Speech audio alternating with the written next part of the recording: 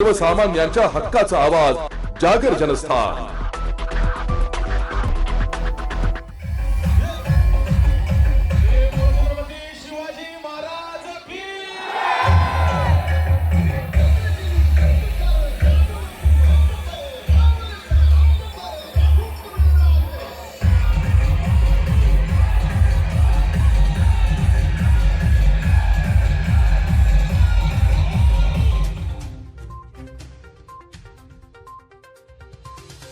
पैठणी नगरी म्हणून ओळखले जाणारे येवला शहरात शतकी परंपरा असलेल्या रंगांच्या सामान्यांसाठी सज्ज झालाय। यंदा रविवारी ऐतिहासिक टिळक मैदान आणि डीजी रोड येथे या विलोभनीय उत्सवाचे आयोजन करण्यात आले असून रंगपंचमीची तयारी पूर्ण झाली आहे। येवल्याची रंगपंचमी आपल्या आगळ्यावेगळ्या परंपरेसाठी महाराष्ट्रात प्रसिद्ध आहे। यात विविध भागातील तरुण ट्रॅक्टरवर रंगाचे पिंप घेऊन आमने सामने येतात आणि एकमेकांवर रंगांचे जोरदार सबकारे मारले जातात। सायंकाळी 5 वाजता टिळक मैदानात पहिला सामना होईल, तर त्यानंतर डीजी रोडवर दुसरा थरार रंगणार आहे। शहराची संस्कृती जपणाऱ्या या उत्सवात सहभागी होण्यासाठी राज्यभरातून पर्यटक दाखल होत आहे, अशी माहिती उत्सव समितीचे ज्येष्ठ समाजसेवक प्रभाकर झळके सर, अविनाश कुक्कर आणि दीपक लोणारी यांनी दिली आहे। या सप्तरंगी सोहळ्यात आणि संगीताच्या तालावर न्हाऊन निघण्यासाठी नागरिकांनी मोठ्या संख्येने उपस्थित राहावे असे आवाहन करण्यात आले।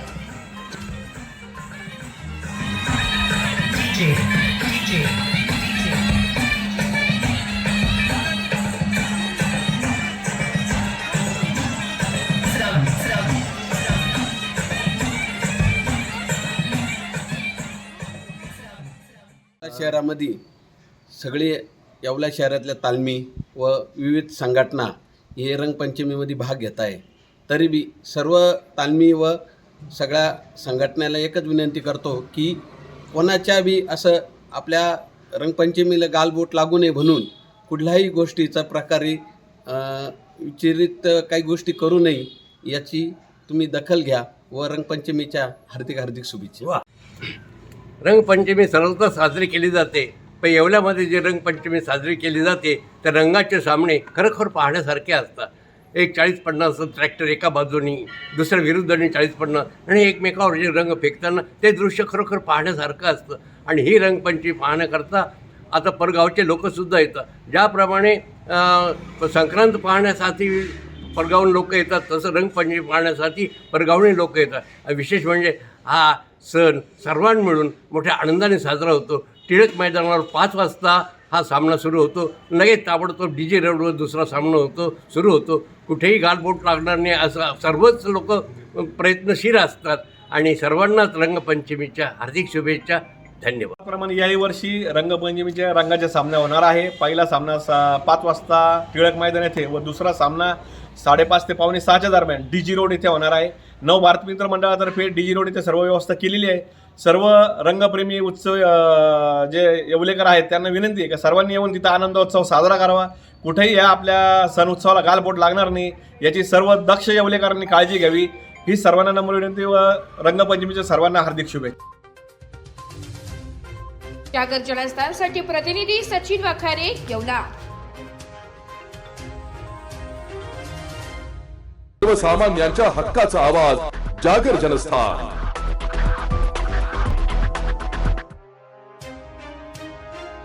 इराण, अमेरिका, इस्रायल यांच्यात सुरू असलेल्या युद्धामुळे मनमाडच्या पाणीवाडी भागात असलेल्या इंडियन ऑइल इंडियन गॅस कंपनीतून राज्यभरात केल्या जाणाऱ्या गॅस पुरवठ्यावर कोणताही परिणाम झाला नाहीये।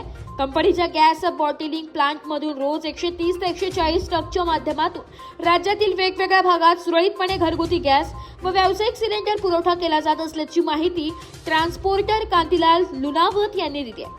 सध्या तरी कोणत्याही प्रकारचा तुटवडा नसून भविष्यात युद्ध लांबले तर थोडा परिणाम होण्याची शक्यता वर्तवली जात आहे। काय परिस्थिती आहे गॅसची? मनमाडमध्ये पानेवाडीला प्लांट आहे इंडियन ऑइलचा, इंडियन गॅस सप्लाय होतो, तर इथून बऱ्याच ठिकाणी माल जातो। इथं कुठलाही परिणाम नाही युद्धजन्य परिस्थितीचा। भविष्यात काही झालं तर सांगता येणार नाही, पण आज रोज इथून साधारणतः 150 ते 250 गाड्या आहे। रोज इथून 130 ते 140 गाड्यांचा सप्लाय होतो। कुठेही काही फरक नाही, रोजच्या प्रमाणे काम चालू आहे। कुठे कुठे सप्लाय? इथून सप्लाय नांदेड साईड, नांदेड जिल्हा, त्याच्यानंतर जळगाव जिल्हा, धुळा जिल्हा, बॉम्बे साईड, नाशिक जिल्हा, इथे अशा ठिकाणी इथून सुरळीत पुरवठा चालू आहे.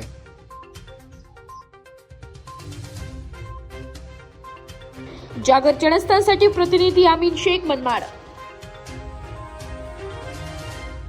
सर्वसामान्यांच्या हक्काचा आवाज, जागर जनस्थान.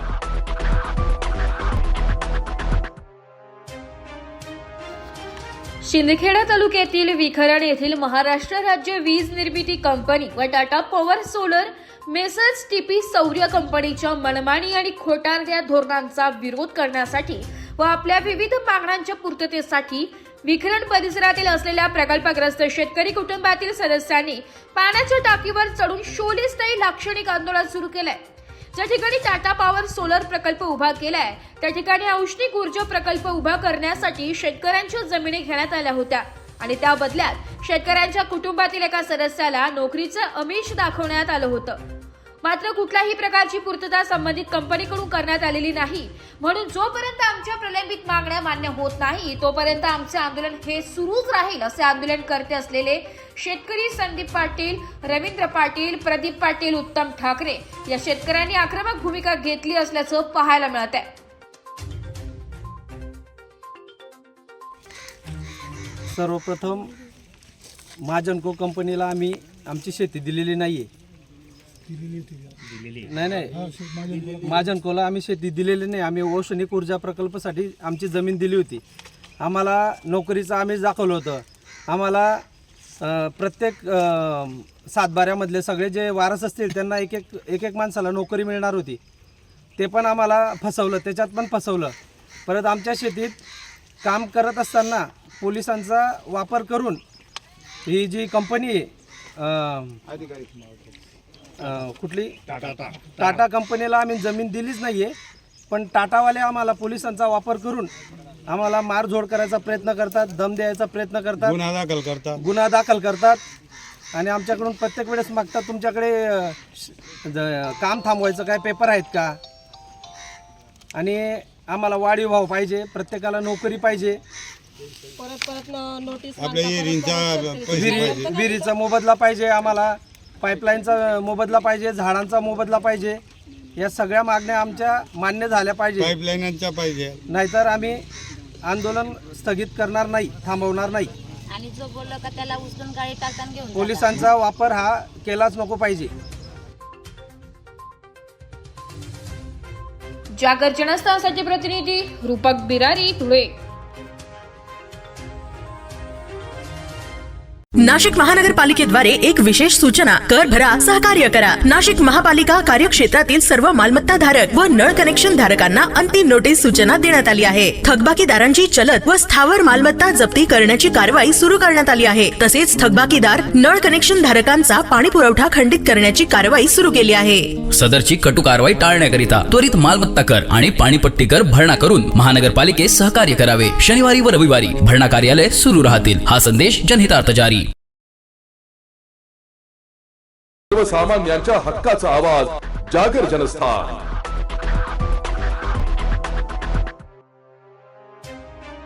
ड्रेनेज कामासाठी शहरात अनेक ठिकाणी मुख्य रस्त्यांवर जेसीबीच्या सहाय्याने मोठमोठे खड्डे खोदल्याने नागरिकांना अनेक समस्यांना सामोरे जावे लागत आहे. मायको सर्कल, होलाराम कॉलनी येथील अंबिका अपार्टमेंटच्या समोर ड्रेनेज पाईपलाईनसाठी खोदकाम सुरू असताना जेसीबीचा धक्का लागून पाण्याचा पाईप फुटलाय.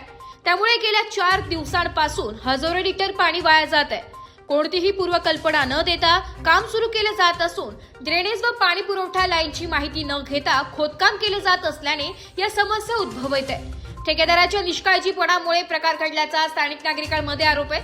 तसेच स्थानिक नागरिक व व्यापाऱ्यांनी महानगरपालिकेला वारंवार लेखी आणि ऑनलाईन तक्रार करूनही कुठलीही उपाययोजना होत नाहीये. गेल्या 4 दिवसांपासून पाण्याची नासाडी आणि नागरिकांना पाणी टंचाईला सामोरे जावे लागत आहे. अशा घटनांमुळे नागरिकांमध्ये संताप व्यक्त केला जात असून खोदकाम करताना जलवाहिन्यांची काळजी घेण्याची मागणी केली जात आहे. जागर जनस्थानसाठी प्रतिनिधी संदीप नवसे, नाशिक. सर्वसामान्यांच्या हक्काचा आवाज, जागर जनस्थान.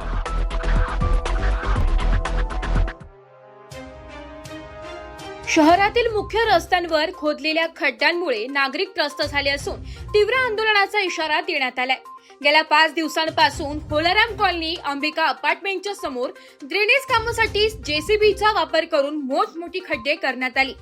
ड्रेनेज व पाणी पुरवठा लाईन याची कुठलीही माहिती न घेता ठेकेदाराने हा मोठा खड्डा खोदला. त्या जेसीबीच्या धक्क्याने पाण्याचा पाईप फुटल्याने ऐन उन्हाळ्यात हजारो लिटर पाणी वाया जात आहे.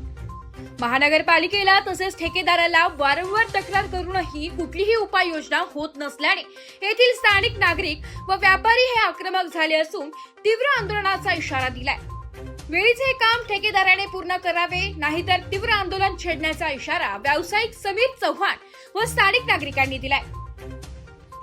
मला महानगरपालिकेच्या प्रशासनाला सांगायचं आहे, एक लक्ष्मी इंटरप्राइजेस करून याची वॉटर सप्लायची लाईन टाकली आहे. त्याला 1 मीटर टाकायची, त्यांनी फक्त 1-1.5 फूट टाकलेली लाईन आहे. आणि इथं कमीत कमी, आता इथं काही महिला पण आहे माझ्याबरोबर आणि बरेच लोक जमले, 25 कनेक्शन तोडले. आणि कोणी विशाल चव्हाण म्हणून इतका अरेरावीत बोलतो तो लोकांशी, आणि सगळे कनेक्शन तोडून ठेवले. आज 5 दिवस झाले पाणी वाया जात आहे. सगळं हे पाणी उन्हाळ्यात कामात येईल. पाणी वाया जात आहे, ठीक आहे, आम्हाला पाणी नाही आहे, पण पाणी जे वाया जातंय ते तर परत काय मिळणार नाही. तर महानगरपालिकेचे अधिकारी आणि महापौर आणि इथले नगरसेवक, मला यांना सांगणं आहे की तातडीने याच्यावर काहीतरी ॲक्शन घ्या. हा जो कॉन्ट्रॅक्टर आहे त्याच्यावर लक्ष्मी, नाहीतर नागरिकांना कायदा हातात घ्यावा लागेल. आता आम्ही याच्या विरुद्ध FIR करायला पण चाललो आहे सगळ्या महिलांना घेऊन. तर महानगरपालिकेने लवकर याची दक्षता घेऊन लवकर हा प्रॉब्लेम सॉल्व्ह करावा याची विनंती आहे. धन्यवाद. जागर जनस्थानसाठी प्रतिनिधी संदीप नवसे, नाशिक. सर्वसामान्यांच्या हक्काचा आवाज, जागर जनस्थान.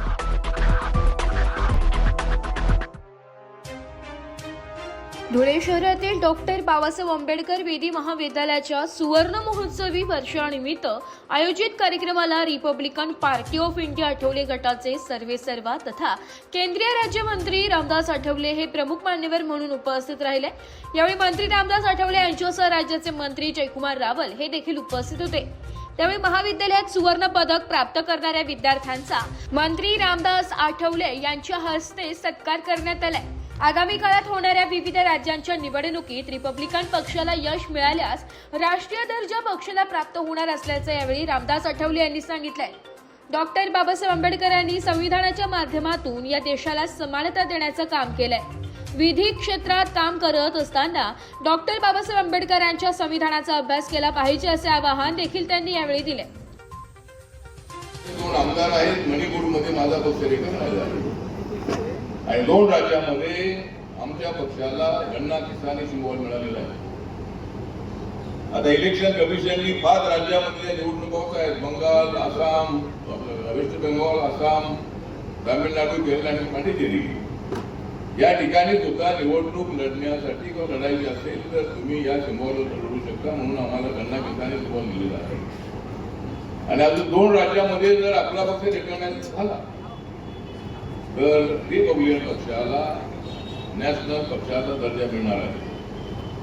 सध्या देशामध्ये 4 पक्ष नॅशनल रिकग्नाइज आहे. बीजेपी नंबर 1 ला आहे, काँग्रेस नंबर 2 ला आहे, बसपा नंबर 3 ला आहे, आम आदमी पार्टी नंबर 4 ला आहे. आणि या पुढच्या 5 वर्षामध्ये 2 राज्यामध्ये जर माझ्या पक्षाला 60% मते मिळाली तर आपला पक्ष जो आहे या राष्ट्रीय पक्षाच्या मान्यतेमध्ये आपल्या पक्षाचं नाव येणार आहे, 5व्या नंबरला. ठीक आहे, तर तो विषय नाही आहे, पण आज इथे आपण सगळेजण. जागर जनस्थानसाठी प्रतिनिधी रूपक बिरारी, धुळे. सर्वसामान्यांच्या हक्काचा आवाज, जागर जनस्थान.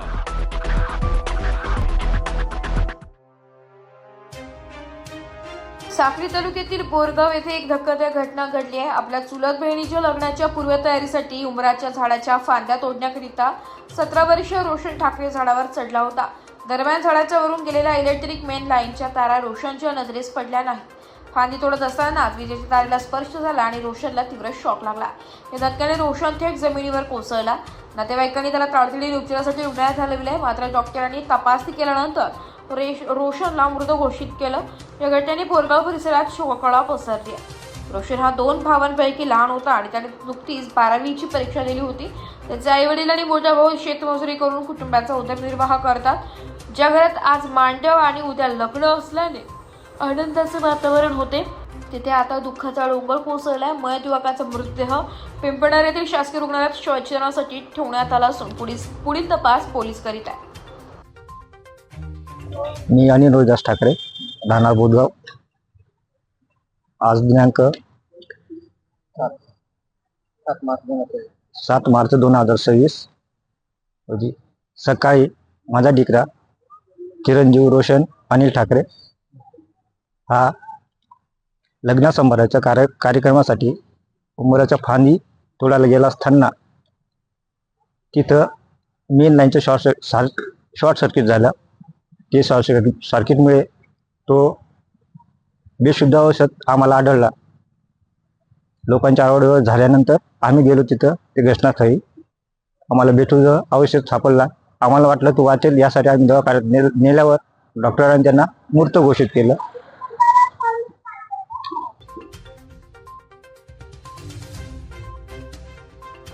जागर जनस्थानसाठी प्रतिनिधी रूपक बिरारी धुळे.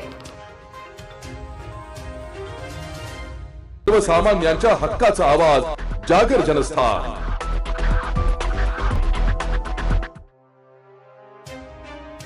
नाशिक जिल्ह्यातील पिंपळगाव येथील 2017 साली खूनच्या गुन्ह्यात धुळे कारागृहात शिक्षा भोगत असलेला भिकन पिंजारी कैदी पसार झाल्याची घटना घडली आहे. धुळे येथील खुल्या कारागृहात शेती कामासाठी हा कैदी नियमित जात होता. त्यातच त्याने बंदोबस्तावर असणाऱ्या कर्मचाऱ्यांची नजर चुकून पलायन केल्याची माहिती दिली जात आहे. भिकन पिंजारी वर्ष 54, राहणार निफाड जिल्हा नाशिक, हा कैदी धुळे जिल्हा कारागृहात शिक्षा भोगत होता. भिकन पिंजारी याच्या विरोधात नाशिक जिल्ह्यातील पिंपळगाव पोलीस ठाण्यात खून आणि अपहरण प्रकरणी गुन्हा दाखल आहे. या प्रकरणात न्यायालयाने 30 एप्रिल 2022 रोजी दिलेल्या निकालानुसार त्याला जन्मठेपाची शिक्षा सुनावण्यात आली होती. धुळे कारागृह प्रशासनाने त्याला कारागृह परिसरातील बावडी बाग येथील शेती कामासाठी नेमले होते. सकाळच्या सुमारास शेतीकाम सुरू असताना त्याने संधी साधून कारागृह परिसरातून पळ काढल्याचं समोर आलंय. कैदी फरार झाल्याची माहिती मिळताच कारागृह प्रशासनात एकच खळबळ माजली आहे. या प्रकरणी कारागृहातील शिपाई यांनी दिलेल्या फिर्यादीवरून धुळे शहर पोलीस ठाण्यात गुन्हा नोंद करण्यात आलाय. पोलिसांनी फरार कैद्याचा शोध घेण्यासाठी तपास सुरू केला असून विविध पथके रवाना करण्यात आली आहेत. कैदी पळाला आपल्या जेलमधून, काय नेमकी घटना घडली आहे सर? तपास सुरू आहे. धुळे जिल्हा कारागृह अंतर्गत नव्याने सुरुवात करण्यात आलेले धुळे जिल्हा खुले कारागृह हे सुरू करण्यात आलेलं असून या ठिकाणी सद्यस्थितीत जवळपास एक आपली 70 बंद्यांची निवड झालेली आहे आणि मध्यवर्ती कारागृहातून त्यांच्या वर्तणुकीनुसार त्यांच्या कारागिरीन चांगल्या वर्तणूक असतात, इथं त्यांचं सिलेक्शन होत असते आणि त्यांना स्वतःच्या जबाबदारीवर कुटुंबात लवकरात लवकर जाण्याच्या दृष्टीने त्यांचं खुले कारागृहात निवड केली जाते. त्यानुसार जो काल पलायन केलेला बंदी आहे, बंदी क्रमांक 58 भिकन नजीर पिंजारी, यास देखील दैनंदिनीप्रमाणे आपल्या खुले कारागृहात जवळपास एक 15 ते 16 एकर जमीन आपली नदीबागला आहे आणि 6-7 एकर जमीन आपली बावडीबाग म्हणून असे 2 शेतीशेड आहेत. त्या ठिकाणी दैनंदिनीप्रमाणे त्याला बावडीबाग येथे शेतीकाम दिलेलं होतं.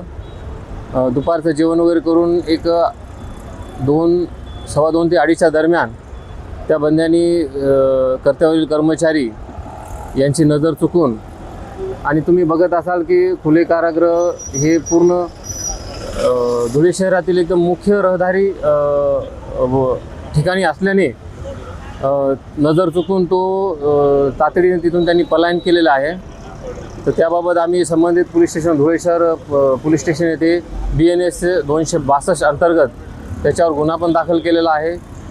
आमचे कारागृह कर्मचारी अधिकारी यांनी पण त्याचा काल शोधाशोध घेतलेला आहे आणि पोलीस स्टेशनमार्फत सुद्धा त्या बंद्याचा शोध घेणे सुरू आहे आणि तो पिंपळगाव बसवंत तालुका निफाड जिल्हा नाशिक येथील रहिवासी आहे.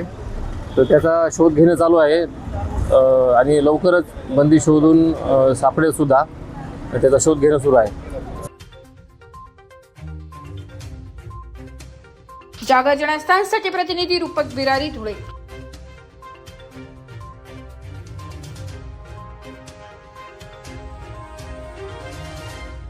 नाशिककर, स्वच्छता असे जिथे आरोग्य वसे तिथे, म्हणून ओला, सुका आणि इलेक्ट्रॉनिक कचरा वेगळा करा. ओला कचरा म्हणजे स्वयंपाकघरातील उरलेले अन्न, फळभाज्यांचे अवशेष आणि इतर नैसर्गिक कचरा. हे सर्व हिरव्या कचरा पेटीत टाका. सुका कचरा म्हणजे कागद, प्लास्टिक, कपडे, काच व धातूच्या वस्तू. हा कचरा निळ्या कचरा पेटीत टाका. आणि इलेक्ट्रॉनिक कचरा म्हणजे फोन, संगणक, टीव्ही, चार्जर, बल्ब, इलेक्ट्रॉनिक उपकरणे व वैद्यकीय साधने. हा कचरा वेगळा जमा करून घंटागाडीतील कर्मचाऱ्यांकडे सुपूर्त करा, कारण स्वच्छ शहर ही आपली जबाबदारी आहे. नाशिक महानगरपालिकेच्या वतीने जनहितार्थ प्रसारित. सर्वसामान्यांच्या हक्काचा आवाज, जागर जनस्थान.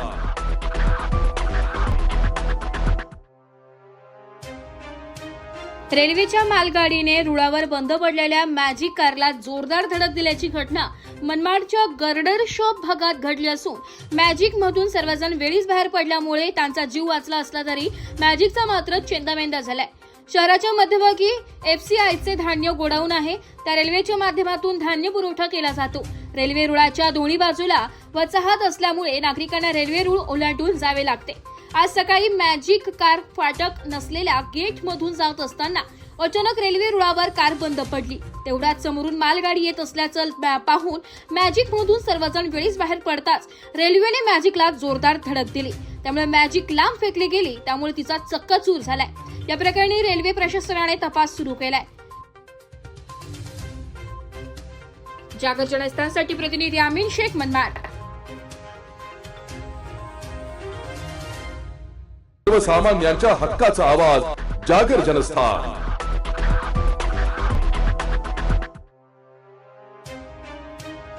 धुळे शहरातील 12 पत्थर परिसरात एका भटक्या कुत्र्याने केलेल्या भीषण हल्ल्यात एका तरुण कामगाराला आपला अर्धा कान गमवावा लागल्याची धक्कादायक घटना घडली आहे.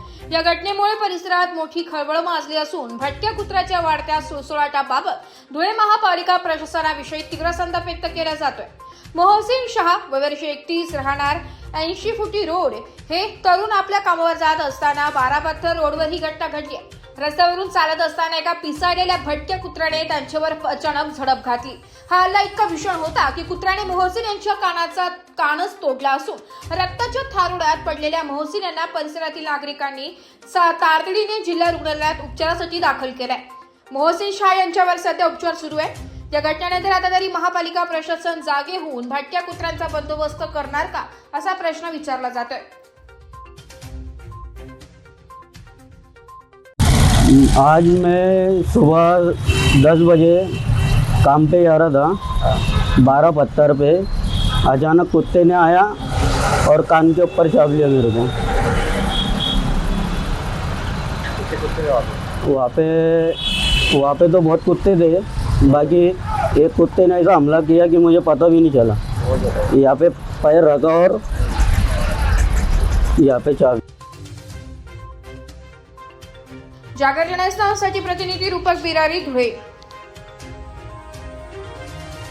सर्वसामान्यांच्या हक्काचा आवाज, जागर जनस्थान.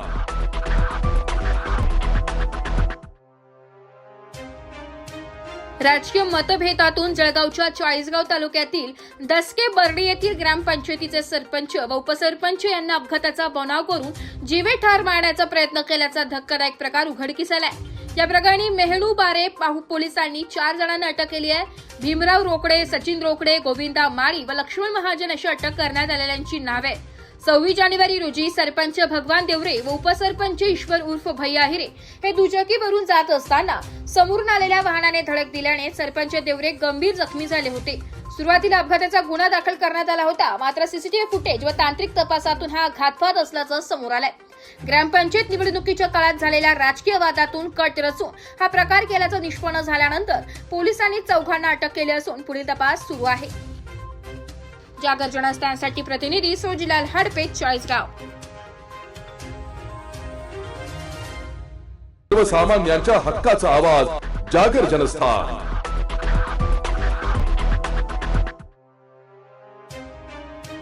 धुळे शहरासह जिल्ह्यात गेल्या काही दिवसांपासून मोटारसायकल चोरीच्या घटनांमध्ये मोठ्या प्रमाणावर वाढ झाली होती. याबाबत आझादनगर पोलीस ठाण्यात दाखल असलेल्या गुन्ह्याचा संवादार तपास सुरू असताना पोलिसांना मिळालेल्या माहितीनुसार स्थानिक गुन्हा शाखा अन्वय शाखेने 2 जणांना अटक केली असून त्यांच्याकडून जिल्ह्यातील विविध ठिकाणाहून चोरीला गेलेल्या तब्बल 8 मोटरसायकली जप्त करण्यात आल्या.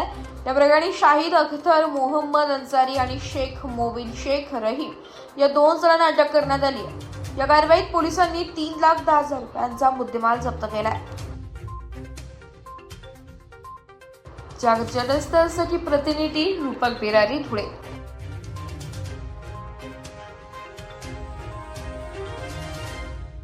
एक बात कह दूं, ये वीडियो हर किसी के लिए नहीं है. अगर आप सोचते हैं कि आप YouTube देखकर ट्रेडिंग सीख जाएंगे, तो ऑनेस्टली ये वीडियो आपके लिए नहीं है. ट्रेडिंग सिर्फ एक बाय सेल का गेम नहीं है. यहाँ पर चाहिए डिसिप्लिन, रियल नॉलेज और पेशेंस.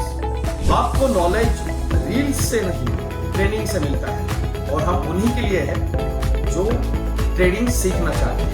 प्राइस, एक्शन इंडिकेटर और इमोशन कंट्रोल हम आपको सिखाना चाहते हैं. हमारी ट्रेनिंग शुरू होती है सिर्फ 5,000 से.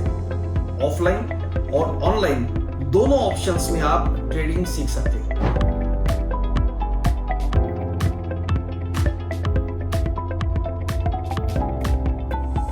अगर 5,000 इन्वेस्ट करने में प्रॉब्लम है तो फिर ट्रेडिंग में करियर करने का आइडिया छोड़ दीजिए. अगर आप सीरियस हो, ट्रेडिंग के स्किल को बिल्ड करना है, साइड इनकम बनाना है, आपका फ्यूचर सिक्योर करना है, तो स्टॉल मत करो. फॉर्म भरिए, ट्रेनिंग लीजिए और सही तरीके से ट्रेडिंग के अपने स्किल्स को बेटर कीजिए. और स्क्रॉल करने वालों का क्या है, वो तो शॉर्टकट ढूंढ ही लेंगे. मार्केट उनका भी ख्याल रख लेंगे.